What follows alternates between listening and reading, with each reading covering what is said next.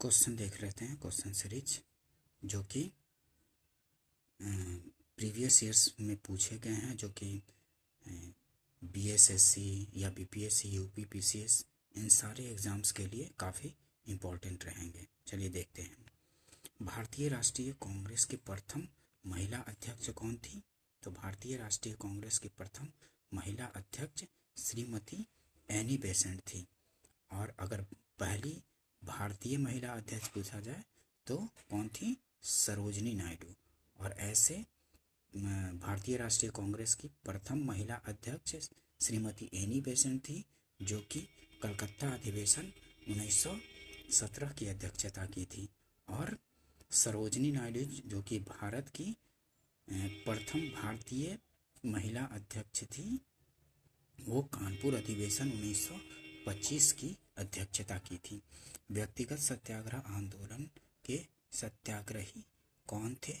तो विनोबा भावे थे। व्यक्तिगत सत्याग्रह आंदोलन के सत्याग्रही, व्यक्तिगत सत्याग्रह आंदोलन के सत्याग्रही कौन थे? तो विनोबा भावे थे। ये पहले सत्याग्रही थे। और दूसरे कौन थे? जवाहरलाल नेहरू थे। लंदन में इंडिया हाउस के संस्थापक कौन थे? लंदन में इंडिया हाउस के संस्थापक श्यामजी कृष्ण वर्मा थे। लंदन में इंडिया हाउस के संस्थापक। वह प्रथा जिसके तहत किसान स्वयं भूमि का मालिक होता है और सरकार को भू राजस्व भुगतान के लिए जिम्मेदार माना जाता है। रैयतवाड़ी प्रथा में ये भूमि का स्वामी माना जाता है और राजस्व सीधे सरकार को देता है। वह प्रथा जिसके तहत किसान स्वयं भूमि का मालिक होता है और सरकार को भू राजस्व के भुगतान के लिए जिम्मेदार माना जाता है, ये रैयतवाड़ी प्रथा था, जो कि 51% भाग पर लागू था। इंडिया फॉर इंडियंस किताब किसने लिखी थी? तो CR दास ने लिखी थी। इंडिया फॉर इंडियंस किताब लिखी थी CR दास, चितरंजन दास ने लिखी थी।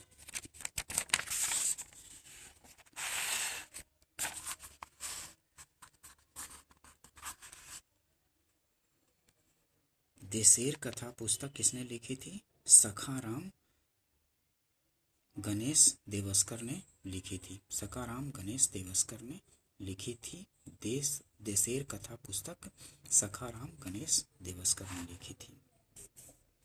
निम्नलिखित में से कौन सा देश भौगोलिक क्षेत्र की दृष्टि से सीमा रहित सबसे बड़ा देश है? तो जापान है। निम्नलिखित में से कौन सा देश भौगोलिक क्षेत्र की दृष्टि से सीमा रहित सबसे बड़ा देश कौन सा है? तो जापान है। सर्वाधिक उत्तर दक्षिण अक्षांशीय लंबाई वाली सीमा वाला देश कौन सा है? तो चिली है। उत्तर दक्षिण लंबाई वाली सीमा वाली देश, इन सब चारों में रूस, चिली और चीन, ब्राजील में चिली का उत्तर और दक्षिण अक्षांशीय विस्तार सबसे ज़्यादा है। निम्नलिखित में से किस देश में सबसे अधिक संख्या में द्वीप हैं? तो निम्नलिखित में से किस देश में सबसे अधिक संख्या में द्वीप हैं? तो किसमें है? इंडोनेशिया में। ये इंडोनेशिया में सबसे ज़्यादा द्वीप हैं।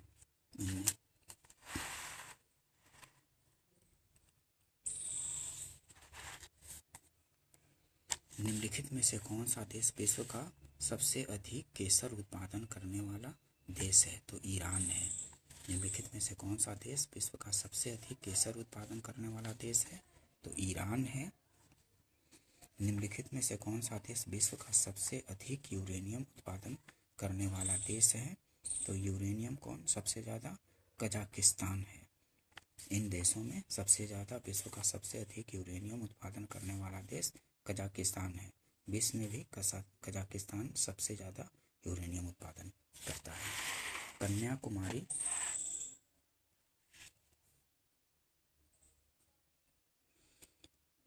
कन्याकुमारी से सटी पहाड़ी कौन सी है? तो कार्डेमम पहाड़ियाँ जो कि है कन्याकुमारी से सटी पहाड़ियाँ हैं, कार्डेमम पहाड़ियाँ। निम्नलिखित में से गंगा नदी घाटी का भाग कौन सी उपनदी है? गंगा नदी का भाग है उत्तरी कोयल। निम्नलिखित में से गंगा नदी घाटी का कौन सी उपनदी है? तो उत्तरी कोयल है। निम्नलिखित में से किस पहाड़ी पर चाय बागान नहीं है? चाय बागान गिरनार पर नहीं है। कानन देवन, नीलगिरी और दार्जिलिंग पर है, लेकिन गिरनार पर चाय बागान नहीं है।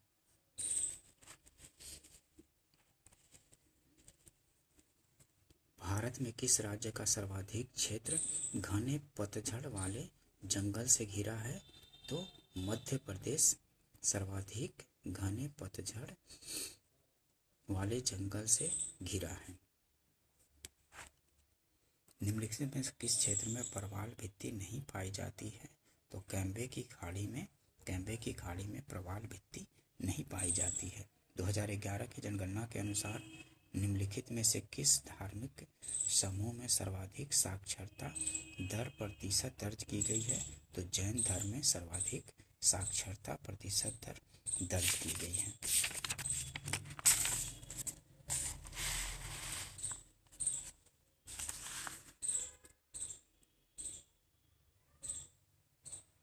निम्नलिखित में से जनजाति और राज्य की कौन सी जोड़ी सही नहीं है? तो टोडा केरल में नहीं, तमिलनाडु में है। ये गलत हो जाएगा, सही नहीं होगा। आम आदमी पार्टी राष्ट्रीय पार्टी हो गई है। आम आदमी पार्टी राष्ट्रीय पार्टी हो गई है।